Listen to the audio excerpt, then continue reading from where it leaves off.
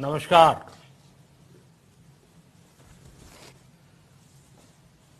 Corona वैश्विक महामारी के खिलाफ लड़ते लड़ते अब हम अनलॉक 2 में प्रवेश कर रहे हैं और हम उस मौसम में भी प्रवेश कर रहे हैं जहां सर्दी, जुकाम, खांसी, बुखार ये सारे न जाने क्या क्या होता है, ये मामले बढ़ जाते हैं। ऐसे में मेरी आप सभी देशवासियों से प्रार्थना है कि ऐसे समय अपना ध्यान रखिए।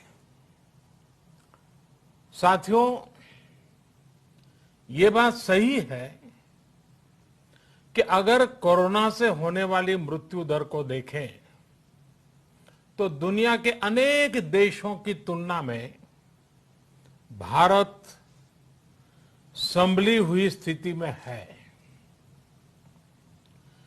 समय पर किए गए लॉकडाउन और अन्य फैसलों ने भारत में लाखों लोगों का जीवन बचाया है, लेकिन हम ये भी देख रहे हैं कि जब से देश में अनलॉक 1 हुआ है, व्यक्तिगत और सामाजिक व्यवहार में लापरवाही जरा बढ़ती ही चली जा रही है। पहले हम मास्क को लेकर, 2 गज की दूरी को लेकर 20 सेकंड तक दिन में कई बार हाथ धोने को लेकर बहुत सतर्क थे,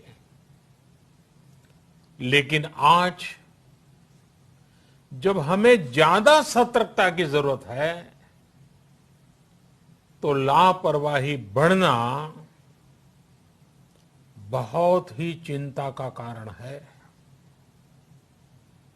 साथियों, लॉकडाउन के दौरान बहुत गंभीरता से नियमों का पालन किया गया था। अब सरकारों को, स्थानीय निकाय की संस्थाओं को, देश के नागरिकों को फिर से उसी तरह की सतर्कता दिखाने की जरूरत है। विशेषकर कंटेनमेंट जोन्स, उस पर तो हमें बहुत ध्यान देना होगा। जो भी लोग नियमों का पालन नहीं कर रहे हैं, हमें उन्हें टोकना होगा, रोकना होगा और समझाना भी होगा। अभी आपने खबरों में देखा होगा, एक देश के प्रधानमंत्री पर 13,000 रुपये का जुर्माना इसलिए लग गया क्योंकि वो सार्वजनिक स्थल पर मास्क पहने बिना गए थे। भारत में भी स्थानीय प्रशासन को इसी चुस्ती से काम करना चाहिए। ये 130 करोड़ देशवासियों के जीवन की रक्षा करने का अभियान है। भारत में गांव का प्रधान हो या देश का प्रधानमंत्री, कोई भी नियमों से ऊपर नहीं है। साथियों, लॉकडाउन के दौरान देश की सर्वोच्च प्राथमिकता रही ऐसी स्थिति न आए कि किसी गरीब के घर में चूल्हा न जले। केंद्र सरकार हो, राज्य सरकारें हो, सिविल सोसाइटी के लोग हों, सभी ने पूरा प्रयास किया कि इतने बड़े देश में हमारा कोई गरीब भाई बहन भूखा न सोए। देश हो या व्यक्ति, समय पर फैसले लेने से, संवेदनशीलता से फैसले लेने से किसी भी संकट का मुकाबला करने की शक्ति अनेक गुना बढ़ जाती है। इसलिए लॉकडाउन होते ही सरकार प्रधानमंत्री गरीब कल्याण योजना लेकर आई। इस योजना के तहत गरीबों के लिए 2.25 लाख करोड़ रुपए का पैकेज दिया गया। साथियों, बीते 3 महीनों में 20 करोड़ गरीब परिवारों के जनधन खातों में सीधे 31,000 करोड़ रुपया जमा करवाए गए हैं। इस दौरान 9 करोड़ से अधिक किसानों के बैंक खातों में 18,000 करोड़ रुपए जमा हुए हैं। इसके साथ ही गांवों में श्रमिकों को रोजगार देने के लिए प्रधानमंत्री गरीब कल्याण रोजगार अभियान तेज गति से आरंभ कर दिया गया है। इस पर सरकार 50,000 करोड़ रुपए खर्च कर रही है। लेकिन साथियों, एक और बड़ी बात है जिसने दुनिया को भी हैरान किया है, आश्चर्य में डुबो दिया है। वो ये कि कोरोना से लड़ते हुए भारत में 80 करोड़ से ज्यादा लोगों को 3 महीने का राशन, यानी परिवार के हर सदस्य को 5 किलो गेहूं या चावल मुफ्त दिया गया। इसके अतिरिक्त प्रति परिवार हर महीने 1 किलो दाल भी मुफ्त दी गई। यानी एक तरह से देखें तो अमेरिका की कुल जनसंख्या से 2.5 गुना अधिक लोगों को, ब्रिटेन की जनसंख्या से 12 गुना अधिक लोगों को और यूरोपियन यूनियन की आबादी से लगभग 2 गुने से ज्यादा लोगों को हमारी सरकार ने मुफ्त अनाज दिया है। साथियों, आज मैं इसी से जुड़ी एक महत्वपूर्ण घोषणा करने जा रहा हूं। साथियों, हमारे यहां वर्षा ऋतु के दौरान और उसके बाद मुख्य तौर पर कृषि क्षेत्र में, एग्रीकल्चर सेक्टर में ही ज्यादा काम होता है। अन्य दूसरे सेक्टरों में थोड़ी सुस्ती रहती है। जुलाई से धीरे धीरे त्योहारों का भी माहौल बनने लगता है। अब आप देखिए, अभी 5 जुलाई को गुरु पूर्णिमा है, फिर सावन शुरू हो रहा है, फिर 15 अगस्त आएगी, रक्षाबंधन आएगा, कृष्ण जन्माष्टमी आएगी, गणेश चतुर्थी आएगी, ओणम होगा और आगे जाएं तो काटी बिहू है, नवरात्रि है, दुर्गा पूजा है, दशहरा है, दीपावली है, छठी मैया की पूजा है। त्योहारों का ये समय जरूरतें भी बढ़ाता है, खर्च भी बढ़ाता है। इन सभी बातों को ध्यान में रखते हुए ये फैसला लिया गया है कि प्रधानमंत्री गरीब कल्याण अन्न योजना का विस्तार अब दिवाली और छठ पूजा तक, यानी नवंबर महीने के आखिर तक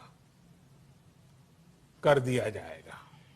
यानी 80 करोड़ लोगों को मुफ्त अनाज देने वाली ये योजना अब जुलाई, अगस्त, सितंबर, अक्टूबर, नवंबर में भी लागू रहेगी। सरकार द्वारा इन 5 महीनों के लिए 80 करोड़ से ज्यादा गरीब भाई बहनों को हर महीने परिवार के हर सदस्य को 5 किलो गेहूं या 5 किलो चावल मुफ्त मुहैया कराया जाएगा। और साथ ही प्रत्येक परिवार को हर महीने 1 किलो चना भी मुफ्त दिया जाएगा। साथियों, प्रधानमंत्री गरीब कल्याण अन्न योजना के इस विस्तार में 90,000 करोड़ रुपए से ज्यादा खर्च होंगे। और अगर इसमें पिछले 3 महीने का खर्च भी जोड़ दें तो ये करीब करीब 1.5 लाख करोड़ रुपया हो जाता है। अब पूरे भारत के लिए हमने एक सपना देखा है। कई राज्यों ने तो बहुत अच्छा काम भी किया है। बाकी राज्यों पर भी हम आग्रह कर रहे हैं कि इसको काम को आगे बढ़ाएं। और काम क्या है? अब पूरे भारत के लिए एक राशन कार्ड की व्यवस्था भी हो रही है। यानी एक राष्ट्र एक ration card, one nation one ration card. इसका सबसे बड़ा लाभ उन गरीब साथियों को मिलेगा जो रोजगार या दूसरी आवश्यकताओं के लिए अपना गांव छोड़ करके कहीं और जाते हैं, किसी और राज्य में जाते हैं। साथियों, आज गरीब को, जरूरतमंद को सरकार अगर मुफ्त अनाज दे पा रही है तो इसका श्रेय प्रमुख रूप से 2 वर्गों को जाता है। पहला, हमारे देश के मेहनती किसान, हमारे अन्नदाता। और दूसरा, हमारे देश के ईमानदार टैक्स पेयर। आपका परिश्रम, आपका समर्पण ही जिसकी वजह से देश ये मदद कर पा रहा है। आपने देश का अन्न भंडार भरा है, इसलिए आज गरीब का, श्रमिक का चूल्हा जल रहा है। आपने ईमानदारी से टैक्स भरा है, अपना दायित्व निभाया है, इसलिए आज देश का गरीब इतने बड़े संकट से मुकाबला कर पा रहा है।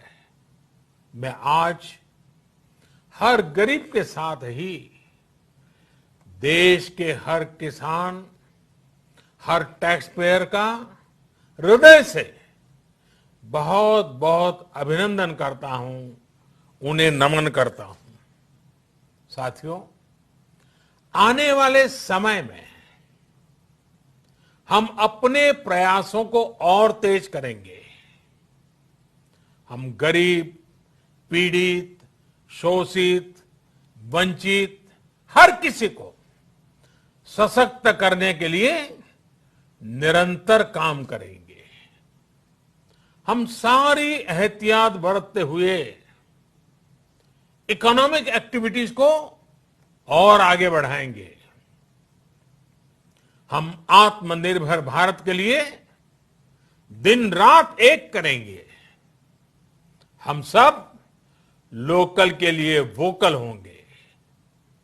इसी संकल्प के साथ हम 130 करोड़ देशवासियों को मिलजुल करके संकल्प के साथ काम भी करना है, आगे भी बढ़ना है। फिर से एक बार मैं आप सबसे प्रार्थना करता हूं, आपके लिए भी प्रार्थना करता हूं, आपसे आग्रह भी करता हूं, आप सभी स्वस्थ रहिए, 2 गज की दूरी का पालन करते रहिए, गमछा, फेस कवर, मास्क ये हमेशा उपयोग कीजिए, कोई लापरवाही मत बरतिए। इसी आग्रह, इसी कामना के साथ मैं आप सभी को बहुत बहुत शुभकामनाएं देता हूं। धन्यवाद।